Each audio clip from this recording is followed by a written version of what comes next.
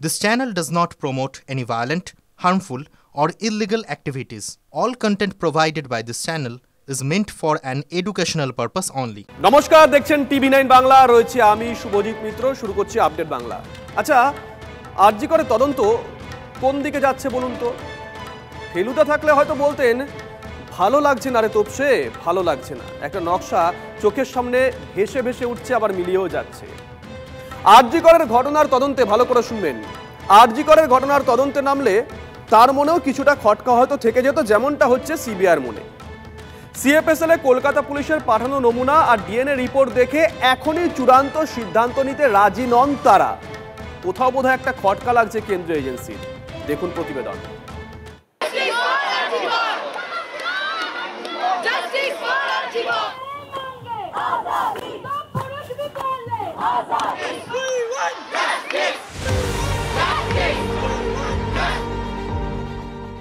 ৯ করে ২২ দিন পার, কিন্তু তিলোত্তমার ধর্ষণ খুনে এখনো বহু প্রশ্নের উত্তর অজানা।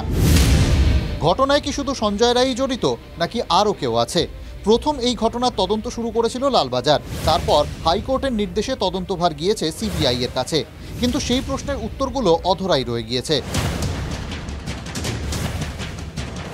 ৯ আগস্ট তিলোত্তমার দেহ উদ্ধার হয়। ১৩ August central forensic science laboratory বা সিএফএসএল এ কলকাতা পুলিশের পক্ষ থেকে ডিএনএ রিপোর্টের জন্য নমুনা জমা দেওয়া হয়। কি ছিল তার মধ্যে? তিলোত্তমার দেহ থেকে উদ্ধার ভ্যাজাইনাল সোয়াব, নখে আটকে থাকা ত্বক এবং চুলের নমুনা, ক্রাইম সিনে পাওয়া চুলের নমুনা, সেই সঙ্গে তিলোত্তমার পোশাক, কম্বল, চাদর। এছাড়া মূল অভিযুক্ত সঞ্জয় রায়ের রক্তের নমুনা, তার সেদিনের রাতের পোশাক। প্রাথমিকভাবে রিপোর্ট তৈরির জন্য ১০ দিন সময় চেয়েছিল সিএফএসএল কর্তৃপক্ষ, কিন্তু কলকাতা পুলিশের অনুরোধে ৬ দিনেই রিপোর্ট দিতে রাজি হয় তারা। কিন্তু ওই দিনই আদালতের নির্দেশে সিবিআই তদন্তভার নেয়। জটিলতা তৈরি হয় কোন তদন্তকারী সংস্থার হাতে রিপোর্ট দেবে সিএফএসএল। বেশ কিছুদিন টানাপোড়েনের পর শেষ পর্যন্ত ২৬শে আগস্ট আদালতের অনুমতি নিয়ে ডিএনএ রিপোর্ট সংগ্রহ করে সিবিআই। প্রাথমিকভাবে যেটা জানা যাচ্ছে, সেই রিপোর্টে সঞ্জয় রায় ছাড়া দ্বিতীয় কোনো ব্যক্তির অস্তিত্ব এখনও পাওয়া যায়নি, এবং সেই রিপোর্টে সোয়াব থেকে শুরু করে নখের যে নমুনা থেকে শুরু করে চুল, সমস্ত নমুনার ক্ষেত্রেই কিন্তু সঞ্জয় রায়ের ডিএনএর সঙ্গে সেটা মিলে গেছে। এবং সাধারণত এই তদন্তের ক্ষেত্রে এই রিপোর্টকে মান্যতা দেন তদন্তকারীরা, এবং সেই জায়গায় দাঁড়িয়ে গ্যাংরেপ বা গণধর্ষণের তত্ত্ব কিন্তু ইতিমধ্যেই এই রিপোর্ট অনেকাংশেই রুল আউট করে দিয়েছে, খারিজ করে দিয়েছে। কিন্তু তারপরও এই রিপোর্টকে মান্যতা দিতে রাজি নন কেন্দ্রীয় গোয়েন্দা সংস্থা সিবিআই এর আধিকারিকরা। সিবিআই যখন ওয়েট করতে বলছে, কারণ আপনি জানেন সিবিআইয়ের কাছে কিন্তু এখন লেটেস্ট যে উন্নত যে প্রযুক্তিটা এসছে, তার মধ্যে কিন্তু আমাদের অনেকের কাছে অনেকে কিন্তু অজানা। ডিএনএ স্ক্যানিং থেকে শুরু করে আরও যে সমস্ত আছে আমরা হয়তো অনেকে জানি না। ওয়েট করতে বলছি যখন, তখন আমাদের ওয়েট করতেই হবে সত্য ঘটনা উদ্ঘাটনের জন্য। সূত্রের খবর, সমস্ত রিপোর্ট এইমসের বিশেষজ্ঞদের কাছে পর্যালোচনার জন্য পাঠিয়েছে সিবিআই। একই সঙ্গে তদন্তভার নেওয়ার পর তারাও কিছু নমুনা সিএফএসএল এ জমা দিয়েছে পরীক্ষার জন্য। সেই রিপোর্ট হাতে না আসা পর্যন্ত কোনো চূড়ান্ত সিদ্ধান্ত নিতে রাজি নয় কেন্দ্রীয় সংস্থার গোয়েন্দারা।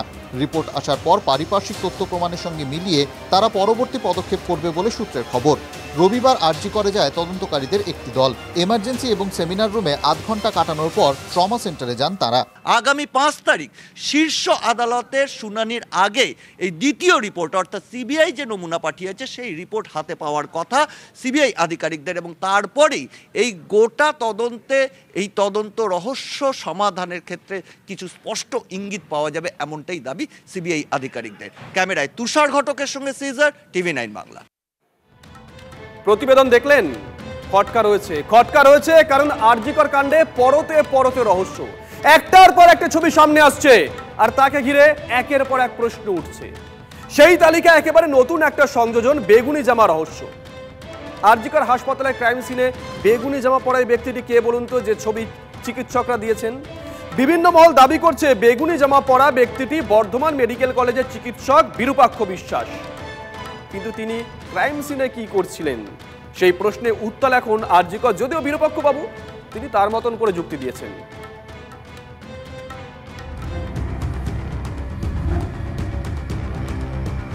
ক্রাইম সিনে ঠিকঠিকে ভিড়। আরজিকর কাণ্ডে গত সপ্তাহে প্রকাশ হওয়া একের পর এক ছবি ও ভিডিও নিয়ে প্রশ্নের শেষ নেই। কলকাতা পুলিশ সাংবাদিক সম্মেলন করে ছবিতে কে কে উপস্থিত তার ব্যাখ্যা দেয়। তারপরেই প্রশ্ন ওঠে লাল জামা পরা ব্যক্তির পরিচয় নিয়ে। পুলিশ জানায় লাল জামা পরা ব্যক্তি নাকি ফিঙ্গারপ্রিন্ট এক্সপার্ট, কিন্তু আইএমএ বেঙ্গলের দাবি ওই লাল জামা পরা ব্যক্তি এসএসকেএমের পিজিটি অভিক দে। এই বিতর্কের আগুন নেভার আগেই এবার বেগুনি জামা রহস্য। কলকাতা পুলিশ যে ছবি দেখিয়ে একের পর এক মানুষের পরিচয় দেয়, সেই ছবিটি কি সম্পূর্ণ? আন্দোলনকারীদের দাবি পুলিশ অকুস্থলের পুরো ছবি নাকি দেখায়নি, আংশিক দেখিয়েছে। পুলিশের ছবিতে নাকি বাদ বেগুনি শার্টের এক ব্যক্তি।